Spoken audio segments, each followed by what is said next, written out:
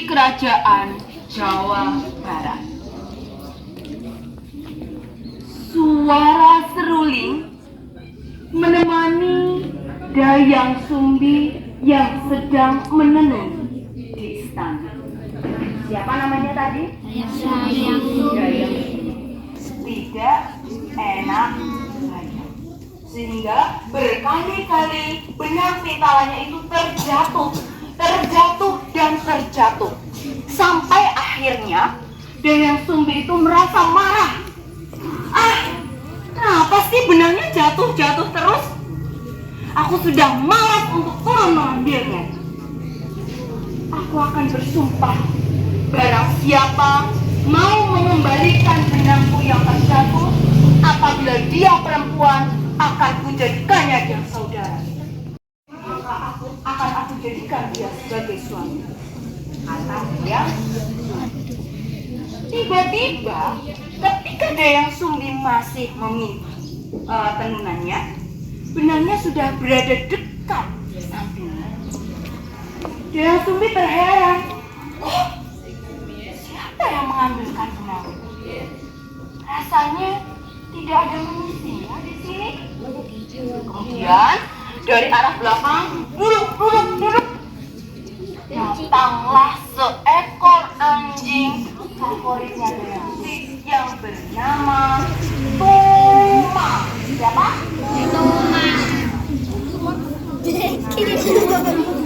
Tumang itu anjing laki-laki. Dayang Sumbi terkaget. Bagaimana bisa dia mengambilkan benang yang terjatuh tadi?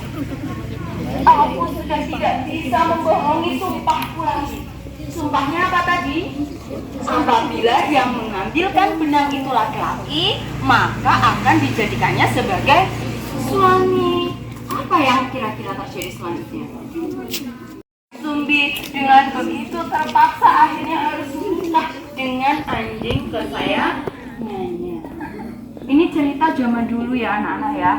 Ada manusia menikah dengan anjing. Kemudian lahirlah seorang anak laki-laki yang tampan dari dalam rahimnya Dayang Sumbi. Hasil pernikahannya dengan anjing yang bernama bayi laki-laki tersebut tumbuh menjadi seorang anak yang begitu lincah. Dia suka berburu ke hutan untuk mencari hewan-hewan tangkapan.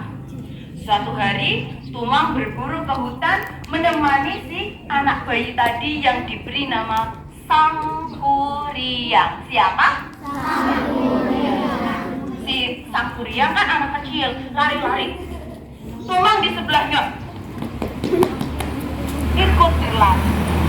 Tumang itu adalah seekor anjing yang sakti mandraguna.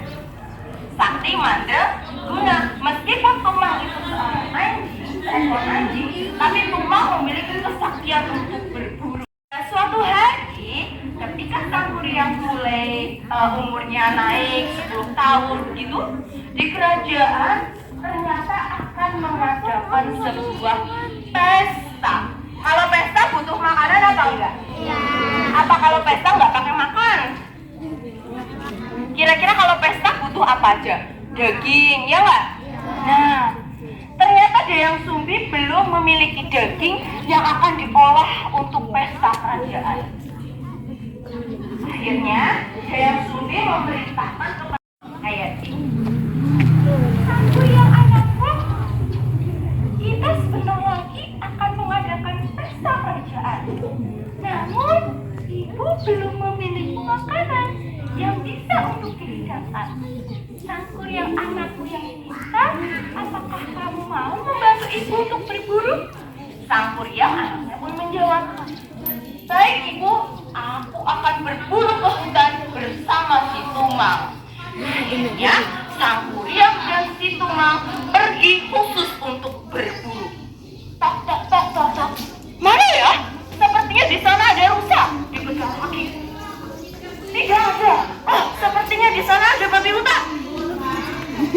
Tidak ada lagi. Sepertinya di sana ada hewan ini. Ada hewan ini. Kita menebak kira-kira kejadian selanjutnya apa? Tumang. Iya. akhirnya membunuh Tumang. Yang mana tadi Tumang itu siapa? Ayahnya. Ayahnya Sangkuriang dibunuh. Nah, ketika sudah mati, dagingnya Tumang itu dipotong-potong, kemudian dimasukkan ke dalam wadah, dibawanya oleh Sangkuriang pulang. Si ibu tidak tahu kalau itu ternyata dagingnya Tumang, suaminya sendiri. Daging itu tadi akhirnya diolah, dimasak untuk pesta kerajaan. Si ibunya bernama siapa tadi? Dayang Sumbi itu memakan bagian hati dari daging. Bagian hatinya dimakan oleh ibu. Melihat Tumang selama pesta, maka Dayang Sumbi pun bertanya pada anaknya Sangkuriang, "Sangkuriang, anakku, apakah engkau melihat di mana keberadaan Tumang?" Sangkuriang pun bingung. Mengapa anakku? Apa yang terjadi denganmu? Ibu, maafkan aku. Sebenarnya hewan yang aku bunuh itu adalah Tumang. Sang ibu pun menjadi marah. Ibunya murka dengan kenakalan anaknya sendiri. Bisa mengusir Sangkuriang keluar dari istana. Oleh karena itu, Dayang Sumbi sendirilah yang pergi dari istana. Karena tadi Dayang Sumbi memakan bagian apanya ya dari si Tumang ya? Karena Dayang Sumbi memakan bagian hati dari si Tumang, maka meskipun umurnya sudah tua, namun kecantikannya Dayang Sumbi masih awet seperti usia 20 tahun. Dia masih tetap cantik. Sedangkan Sangkuriang yang kelamaan dia tumbuh menjadi sosok laki-laki yang gagah, tampan, dan rupawan. Suatu hari, Sangkuriang pergi untuk berburu ke hutan. Di tengah hutan, Sangkuriang bertemu dengan seorang wanita yang cantik jelita. Siapa wanita itu? Aku tidak pernah melihatnya selama ini. Kemudian si Dayang Sumbi pun melihat sosok Sangkuriang tadi. Ada laki-laki ganteng, kan gitu ya. Habis itu Sangkuriang bertanya kepada Dayang, "Gadis cantik, bolehkah aku melamarmu?" Langsung dilamar tuh ya, karena udah tahu cantik, gak ada perempuan lain di situ, langsung dilamar. Kemudian Dayang Sumbi itu belum menunjukkan identitasnya itu siapa sebenarnya dia. Dayang Sumbi menjawab, "Jangan perempuan cantik, malu-malu." Setelah itu mereka merencanakan sebuah pesta pernikahan. Nah, suatu hari si Sangkuriang itu datang ke rumah Dayang Sumbi, ke gubuknya Dayang Sumbi yang ada di. Ketika dibuka, Dayang Sumbi pun kaget. Kenapa kira-kira kagetnya?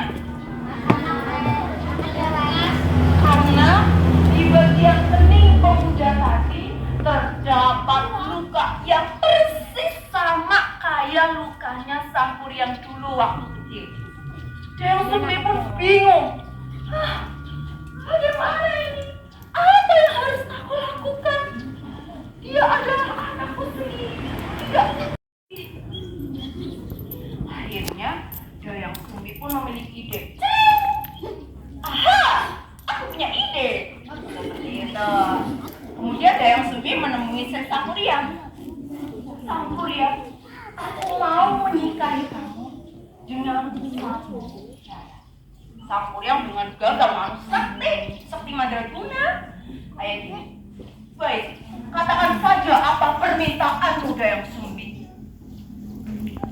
"Aku sebuah bendungan dan buatkan aku sebuah perahu yang besar untuk aku berkeliling mengelilingi bendungan itu. Syarat utamanya, hal itu harus dilakukan sebelum waktu fajar tiba. Itu kan dasar hari ini. Si Sang Kuryang disuruh membuat bendungan, tahu bendungan? Waduk, ya. Tapi dari gunung dalam waktu 1 malam. Kira-kira mungkin apa enggak? Mungkin? Mungkin apa enggak? Mungkin. Sang Kuryang baik, aku menerima syarat yang kau berikan. Akhirnya Sang Kuryang memanggil seluruh barang-barang urawannya. Ada jin, ada setan, ada hantu, ada murid-murid SD Kiwangratno, semua dikumpulkan untuk membantu membuat bendungan. Pada tengah malam, bendungannya itu ternyata sudah jadi. Tapi ada satu lagi selain bendungan apa? Selain bendungan apa tadi? Jadi si Dayang Sumbi pun berpikir, bagaimana ini? Ternyata bendungannya sudah jadi. Kalau begitu, khawatir aku harus tetap menikahi Sang Kuryang. Dayang Sumbi pun berdoa kepada Allah. Ya Allah, bantulah aku. Tolong ya Allah, segerakanlah fajar itu tiba. Karena aku tidak mau menikahi anak-anak.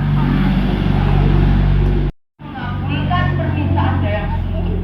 Ketika Sang Kuryang sedang menebang pohon yang besar, kayunya ditata untuk dijadikan sebuah kapal yang besar. Tiba-tiba matahari muncul dari arah timur. Sang Kuryang pun terkaget. Hah? Bagaimana mungkin? Ini masih tengah malam, tapi mengapa fajar sudah muncul? Ternyata itu akibat doanya Dayang Sumbi. Akhirnya karena fajar itu muncul, maka permintaan Dayang Sumbi. Jadi kan jinnya kalau udah fajar itu pergi semua, menculat semua kekayangan. Akhirnya pada bilang, gak mungkin Sang Kuryang menyelesaikan perahu yang besar dalam waktu secepat itu, gak mungkin. Akhirnya Sang Kuryang pun marah. Siapa yang membuat fajar ini muncul secara tiba-tiba? Enggak, dia akhirnya menendang kapal yang sudah dibuatnya tadi, yang belum selesai tadi. Ditendangnya kapal itu terlempar jauhnya dan kapal itu terbalik. Kapal terbalik bentuknya seperti apa? Seperti gunung. Kapal itu tadi ketika tahun kapal tersebut berubah menjadi gunung. Dan gunung itu saat ini diberi nama Gunung Tangkuban Perahu. Ada yang sudah pernah ke sana? Di Lembang? Di Lembang. Sudah pernah Ais ke Lembang? Ya itu. Ceritanya itu dulu seperti itu. Sekarang kira-kira apa amanat dari cerita Dayang Sumbi Ngacung?